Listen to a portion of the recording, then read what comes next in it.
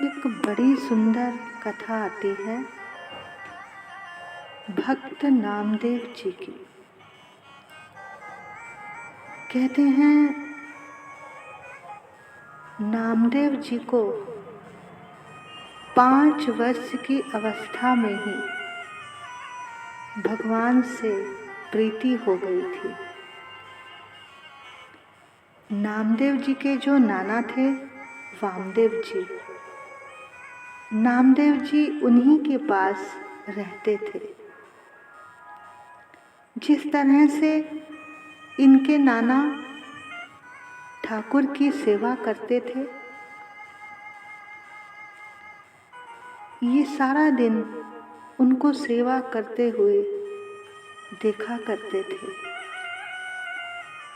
और अपने गुड्डे गुड़िया को ही ठाकुर जी समझकर उनकी उसी तरह से सेवा करते। उन्हीं गुड्डे गुड़ियों को वो उसी तरह वस्त्र पहनाते, भोग लगाते, घंटा बजाते तथा नेत्र बंद करके ध्यान लगाते।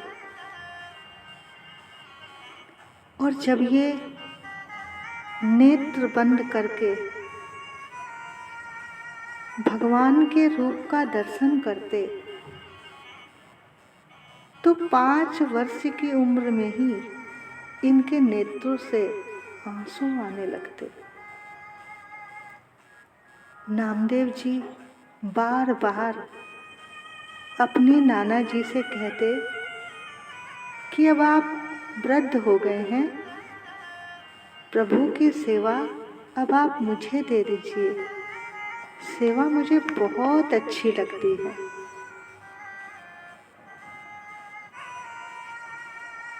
अब कुछ दिनों बाद इनके नाना जी ने कहा कि बेटा 3 दिन के लिए मैं बाहर जा रहा हूँ, तुम भगवान की सेवा करना और उनको दूध का भोग लगाना। अगर तुमसे ठीक ढंग से सेवा हुई तो मैं उनकी सेवा तुम्हें ही सौंप दूंगा।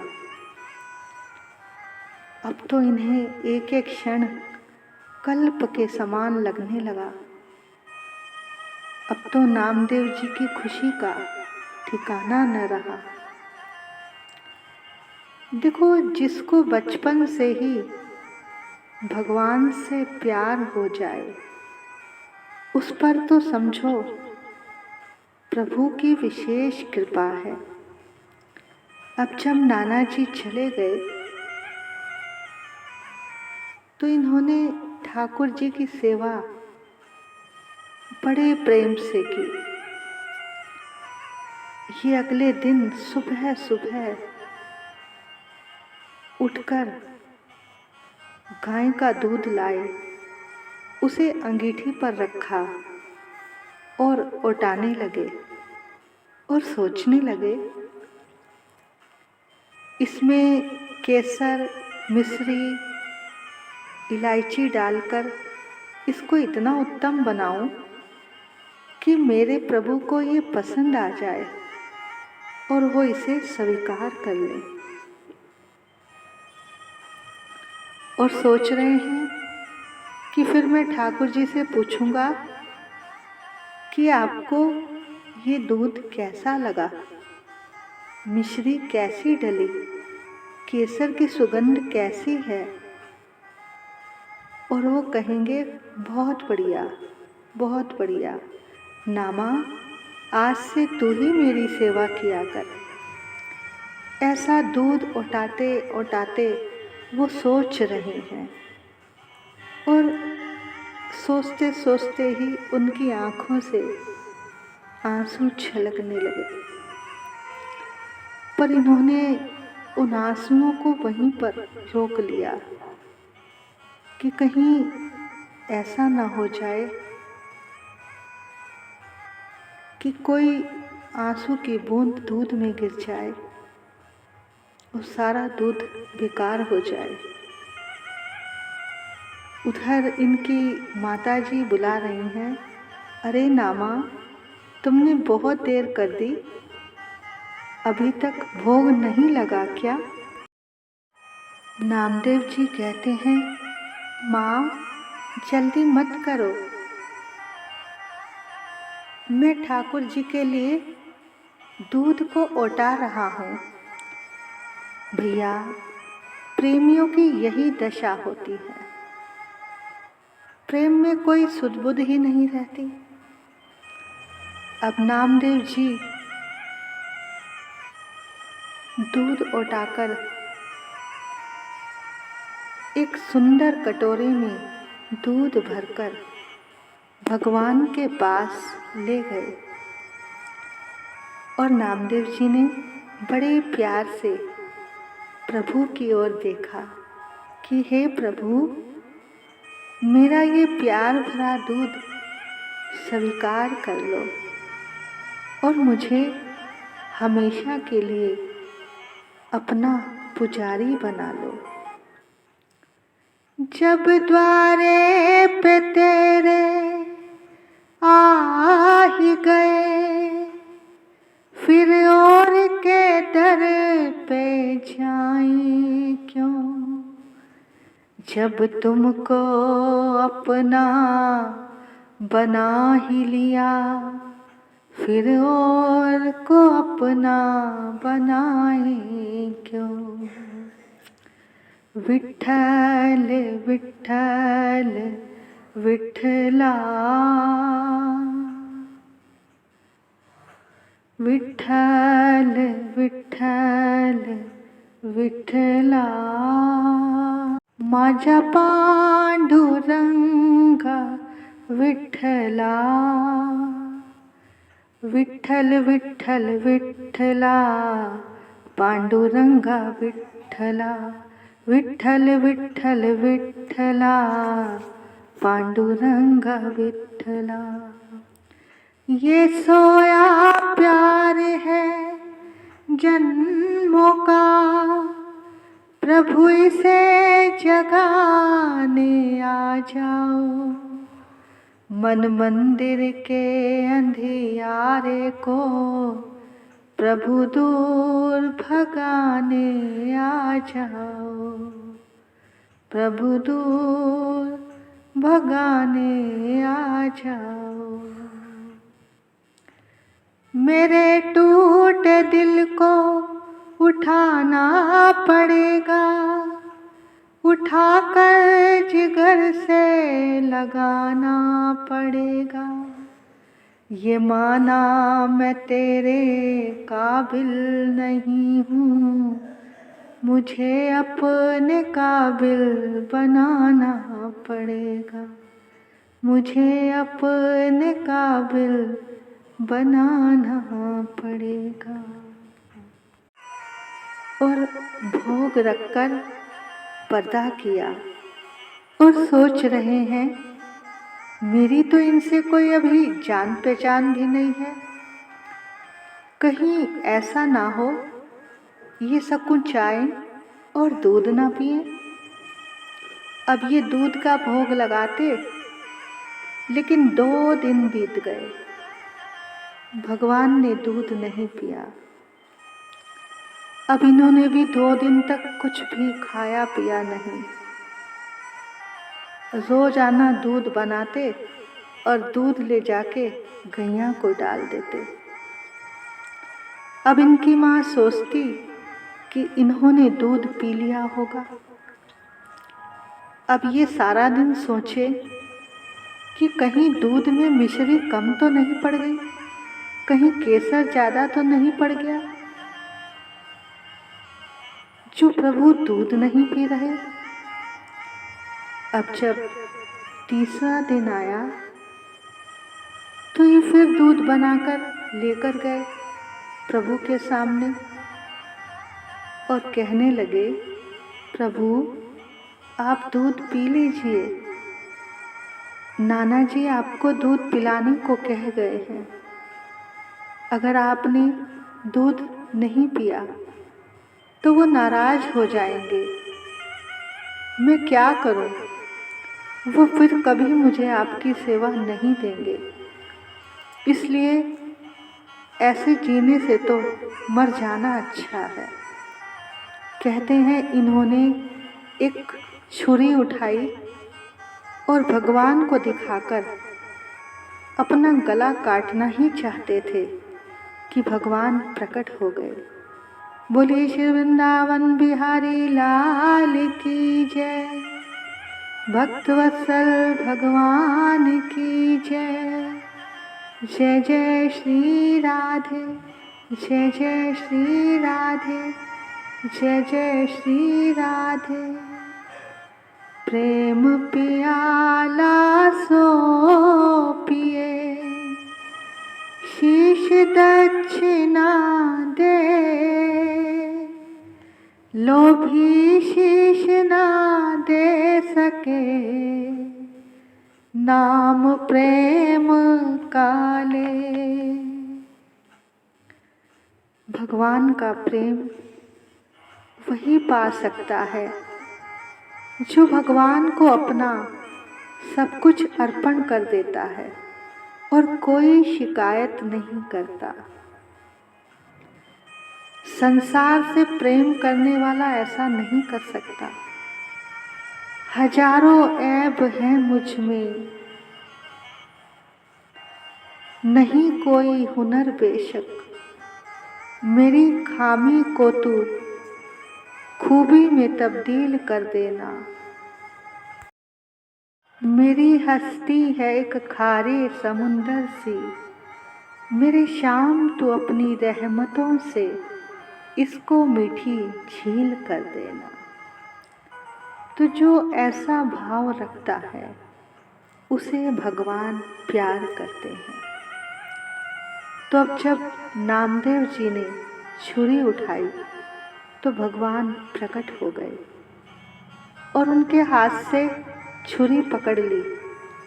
अरे नामा, ऐसा मत करो, मैं अभी दूध पी लेता हूँ। ये कहकर भगवान दूध पीने लगे। जब इन्होंने देखा भगवान सारा दूध पी रहे हैं तो नामदेव जी कहने लगे, सारा मत पी जाना, थोड़ा मेरे लिए भी प्रसाद रहने देना, क्योंकि नाना जी के भोग लगाने के बाद ही मैं उस प्रसाद रूपी दूध को पीता हूँ। तब भगवान ने अपने कर कमलों से नामा को दूध पिलाया। नामदेव जी की भूख प्यास सब दूर हो गई, शरीर भी दिव्य हो गया। तब प्रभु से दो मधुर मधुर बातें हुई। नामा ने कहा, प्रभु क्या आप छुरी दिखाने से रिश्ते हो? इस पर एक दृष्टांत आता है। एक ब्राह्मण था, वो धन की कामना से ठाकुर जी की पूजा किया करता था, परंतु सेवा करते करते उसका धीरे धीरे जो रहा सहा भी धन था वो भी नष्ट हो गया। अब वो एक दिन कहीं जा रहा था तो रास्ते में एक साधु मिला। उस ब्राह्मण ने उसे अपनी सारी परिस्थिति बतलाई। तब उस संत ने कहा, आप भूल गए हैं, श्री मुरली मनोहर तो मुक्ति देते हैं, धन देने वाली तो श्री दुर्गा माता है, आप उनकी सेवा कीजिए। अब ब्राह्मण को बात जच गई। उसने मुरली मनोहर को उठाया और एक आले में रख दिया और देवी को सिंहासन पर बिठा दिया और पूजा करने लगा। अब एक दिन वो देवी को गूगल की धूप दे रहा था। ब्राह्मण ने देखा कि धूप का धुआं मुरली मनोहर की ओर जा रहा है। उसने सोचा, बड़े गुस्से में आया और बोला, लेना देना कुछ है नहीं और धूप सूंघने को तैयार बैठे हैं मुरली मनोहर जी। अब देवी जी की धूप सूंघकर झूठी कर रहे हैं। उसने क्या किया, रुई उठाई और भगवान के नाक में ठूंस दी। तभी भगवान उसी समय साक्षात प्रकट हो गए और बोले, वर मांगो। ब्राह्मण ने हाथ जोड़कर कहा, प्रभु वरदान तो बाद में मांगूंगा, पहले ये बताओ, जब मैं रोजाना आपकी सेवा पूजा कर रहा था तब तो आप प्रसन्न नहीं हुए, अब कैसे प्रसन्न हो गए? भगवान ने कहा, ब्राह्मण पहले तुम मुझे पत्थर की मूर्ति समझते रहे तो मैं भी पत्थर बना रहा, परंतु अब तुमने मुझे साक्षात भगवान समझा। तुम्हें आज विश्वास हो गया कि मैं तुम्हारी धूप सूंघ रहा हूँ, इसलिए मैं तुम्हारे सामने आज प्रकट हो गया। तो भैया सारा सौदा भाव का है। जब तक हम पत्थर की मूर्ति समझते हैं तो वो पत्थर है, और साक्षात समझेंगे तो वो भगवान है। इसी तरह से नामदेव जी ने भी भगवान से पूछा, क्या आप छुरी दिखाकर प्रकट होते हैं? अब चौथे दिन उसके नाना जी भी आ गए और आते ही पूछा, क्यों रे नामा, सेवा ठीक से की है ना? तब नामदेव जी ने पूरी घटना सुनाई और कहा, इनसे जान पहचान तो मेरी थी नहीं, इसलिए 2 दिन तो इन्होंने मुझे बहुत परेशान किया, मगर तीसरे दिन आपके डर से जब मैंने प्राण छोड़ना चाहे तब इन्होंने दूध पी लिया और मेरे प्रार्थना करने पर इन्होंने मुझे भी थोड़ा दूध पिलाया, तब मैं जीवित रहा, नहीं तो मैं मर गया होता। तब नाना जी ने कहा, अच्छा मेरे सामने दूध पिलाकर दिखाओ, तब हम विश्वास करें। तब नामदेव जी ने उसी तरह दूध बनाया और कटोरे में भगवान के सामने रखा। तब ये अड़ गए और उसी प्रकार छुरी निकालकर गला काटने को तैयार हो गए कि कल पीकर आज मुझे नाना जी के सामने झूठा साबित करना चाहते हो, आपको दूध पीना ही पड़ेगा। अब बालक के प्रेम हट से प्रसन्न होकर नाना के सामने ही भगवान को दूध पीना पड़ा। उन्होंने दूध पिया और प्रसाद नामदेव जी को पिलाया। नाना जी की आंखों से ये सब देखकर आंसू आ गए कि मैंने तो पूरा जीवन सेवा की पर कभी दर्शन नहीं हुए, आज एक बालक के प्रेम हट से दर्शन हुए। इस प्रसंग के द्वारा भगवान ने ये दिखा दिया कि मैं भक्त के वश में होकर कुछ भी करने के लिए तैयार हो जाता हूँ। जो नामदेव जी थे वो चराचर में प्रभु का दर्शन करते थे। एक बार ये रोटी सेक रहे थे कि तभी एक कुत्ता आया और तवे से रोटी लेकर भाग गया। तब ये घी की कटोरी लेकर उस कुत्ते के पीछे पीछे भागे कि प्रभु रुक जाओ, सूखी रोटी क्यों खाते हो, लो घी भी चुपड़ लो। तब भगवान ने इनसे पूछा कि नामा एक बात बताओ, तुमने मुझे कुत्ते की योनि में कैसे पहचाना? तब नामदेव जी ने कहा, प्रभु अगर कोई आम कुत्ता होता तो वो गरम गरम तवे से गरम गरम गरम रोटी कभी नहीं ले जाता। आपने तो अपने दोनों पंजे तवे पर रखकर गरम गरम रोटी ली है, तो मैं समझ गया कि ये आप ही हो। कहते हैं नामदेव जी की इतनी भक्ति थी कि वो जब भी प्रभु को बुलाते, प्रभु आ जाते थे। भगवान ने इस घटना के बाद कहा कि नामा, मैं तेरा ऋणी हो गया हूँ, बता मैं तेरे लिए क्या करूँ। तब नामदेव जी ने कहा, प्रभु अपनी निकुंज लीला के दर्शन कराओ। ये सुनते ही भगवान कांप गए कि इसने क्या मांग लिया, और अब मैं इसे वचन भी दे चुका हूँ। तब भगवान ने कहा, नामा ये मेरे हाथ में नहीं है, इसके लिए तुम्हें राधा रानी की शरण में जाना होगा। जब वो कृपा करेंगी तब ऐसा होगा।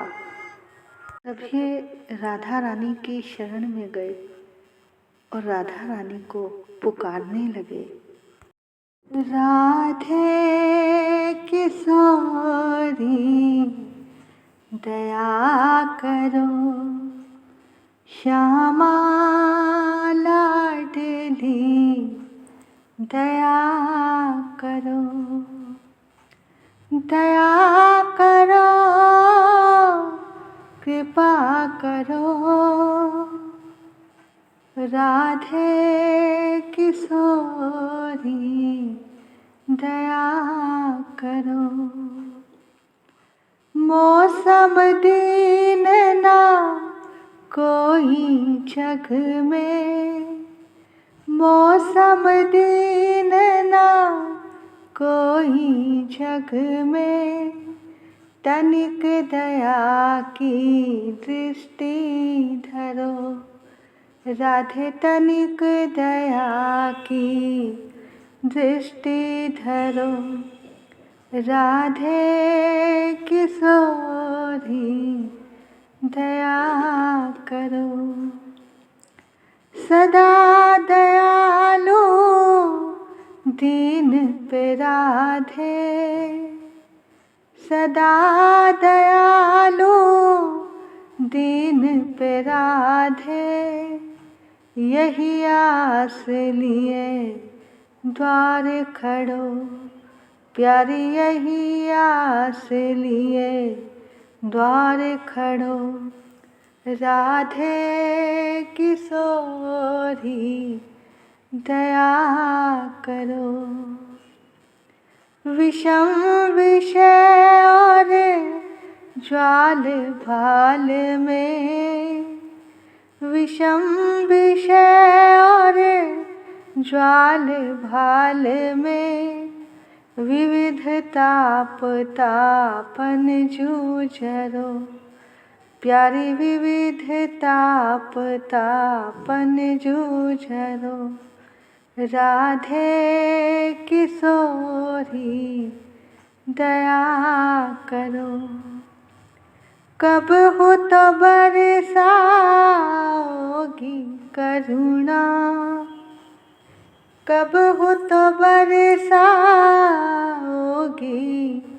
करुणा, यही विश्वास लिए मैं पढ़ो, प्यारी यही विश्वास लिए मैं पढ़ो, राधे किशोरी दया करो, श्यामा लाडली दया करो, दया करो, कृपा करो, राधे किशोरी दया करो, दया करो। अब जब नामदेव जी राधा रानी को पुकार कर सोए, तब भगवान ने लीला की। सपने में क्या देखा? राधा रानी शंकर जी की आराधना कर रही है। अब तो नामदेव जी उठे और बड़े प्रसन्न हुए कि रास्ता मिल गया, और शंकर जी की खूब तपस्या की। शंकर जी प्रकट हो गए, बोले, नामदेव, तुम्हें मुझसे क्या काम पड़ गया? तुमने तो मेरे इष्ट को अपने हाथ की कठपुतली बना रखा है। तुम जब चाहो ठाकुर को बुला सकते हो। वो खाता पीता उठता बैठता तुम्हारे साथ है। मुझसे क्या काम है? तब नामदेव जी ने कहा, प्रभु, मुझे निकुंज लीला के दर्शन करने हैं, और उसमें पहले राधा रानी की कृपा चाहिए, और आप राधा रानी के गुरु हैं, और आपकी बात राधा रानी मना नहीं कर सकती। अब जब राधा रानी अपने गुरु की पूजा कर रही थी तो शंकर जी प्रकट हो गए। तो राधा रानी से कहा, ये एक तुम्हारा दास है, इसे निकुंज के दर्शन करने हैं, करा दो। इसे केवल एक रात के लिए निकुंज के दर्शन करा दो। अब गुरु आज्ञा थी। राधा रानी ने ललिता सखी से कहा, इसे एक रात के लिए निकुंज की कोई सेवा दे दो। अब तो नामदेव जी खूब नाचे गाए। निकुंज में विराजे घनश्याम राधे राधे, कुंज में विराजे घनश्याम राधे राधे, श्याम राधे राधे घनश्याम राधे राधे, श्याम राधे राधे घनश्याम राधे राधे, निकुंज में विराजे घनश्याम राधे राधे, कुंज में विराजे घनश्याम राधे राधे। अब ये खूब नाचे गाए। अब वो दिन भी आ गया। अब ललिता जी ने एक कोने में इन्हें कहा, बैठ जाओ, और ये जो दिया जल रहा है तुम इसमें तेल डालने का काम करो। अब जब राधा और कृष्ण ने निकुंज लीला में प्रवेश किया, जिसको देखते ही नामदेव जी की सुध-बुध खो गई। वो तेल डालना भूल गए। अब उस दिए की आग से इनका हाथ भी जल गया, मुट्ठी भी जल गई। वो बेहोश हो गए, लेकिन अंदर से शुद्ध थी। अब आई राधा रानी, बोली, ये क्या है?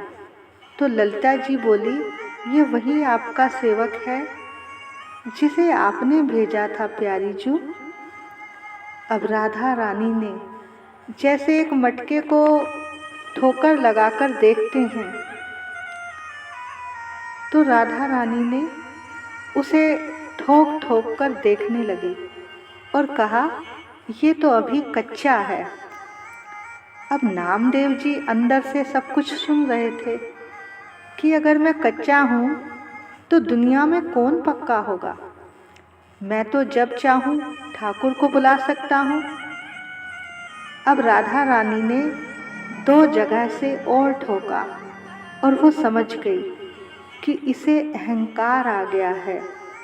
बोली, इसे उठाकर बाहर फेंक दो, ये तो सारा का सारा ही कच्चा है, यहाँ के काबिल नहीं है। अब राधा रानी ने जब उसका स्पर्श किया था तो उसका जला शरीर ठीक हो गया, और होश में आने के बाद वो सोचने लगा, मुझ में कहाँ कमी रह गई।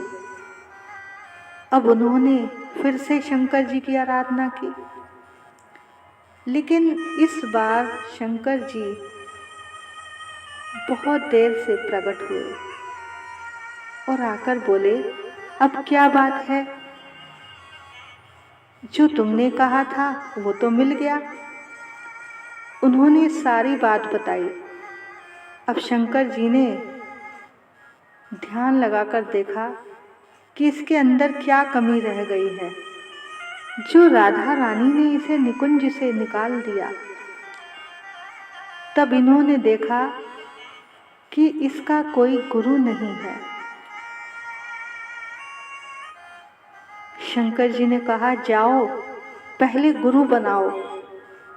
अब नामदेव जी ने कहा, प्रभु मुझे तो पता नहीं किसको गुरु बनाऊं, अब आप ही बनवा दो। अब शंकर जी ने सोचा, जब शिष्य इतना पहुंचा हुआ है तो गुरु भी इसकी तरह का ही होना चाहिए। शंकर जी ने कहा, नामदेव, बैजनाथ में एक संत हैं, उनको गुरु बनाओ। वो पैदल ही निकल गए। कितने महीने बीत गए। जब वो उस जगह पर पहुंचे तो वहां उस संत के बारे में पूछा तो सबने बताया कि वो तो पागल है। वहां भी उनके बारे में किसी को ज़्यादा पता नहीं था। जब तलाश की तो लोगों ने बताया, पड़ा होगा किसी शंकर जी के मंदिर में। अब जब नामदेव जी शंकर जी के मंदिर में गए तो क्या देखा, वहाँ एक संत शिवलिंग पर पैर ऊंचे खड़े करके सोया हुआ है। अब नामदेव जी ने सोचा, इसे तो खुद ही पता नहीं कि भगवान के ऊपर पैर नहीं रखते। ये मेरा गुरु कैसे हो सकता है? अब उस बाबा को हिलाया तो वो थोड़े से हिले। तो उनसे नामदेव जी ने कहा, मैं तुम्हें गुरु बनाने आया हूँ, लेकिन पहले ये बताओ, क्या तुम्हें दिखता नहीं है क्या जो शिवलिंग पर पैर रखकर सोए हो? तो बाबा ने कहा, बेटा मैं तो शंकर जी की तपस्या खड़े होकर कर रहा था, पर मेरे पैर सूज गए थे। तो शंकर जी ने अपने आप मेरे पैर उठाए और अपने सिर पर रख लिए कि इससे तुम्हारे पैरों की सूजन ठीक हो जाएगी। देखो, जब भगवान और भक्त एक दूसरे के प्रेमी हो जाते हैं तो वो एक ही हो जाते हैं। फिर वहाँ दो का भाव खत्म हो जाता है। तो भगवान ने खुद ही उनके पैर उठाकर अपने सिर पर रखे थे। बोलिए शंकर भगवान की जय। तो जब नामदेव जी ने सुना तो उन्होंने अपने आप को बहुत छोटा समझा कि चाहे मेरे बुलाने पर प्रभु चले आते हैं, पर इससे तो वो प्यार करते हैं। इसके तो पैर भी भगवान ने अपने सिर पर रख लिए और मैं तो कुछ भी नहीं हूँ। यहाँ गुरु को पाकर उनका अहंकार टूटा कि गुरु ही भगवान से मिला सकते हैं। खुद मिलना चाहोगे तो भटक जाओगे, अहंकार आ जाएगा।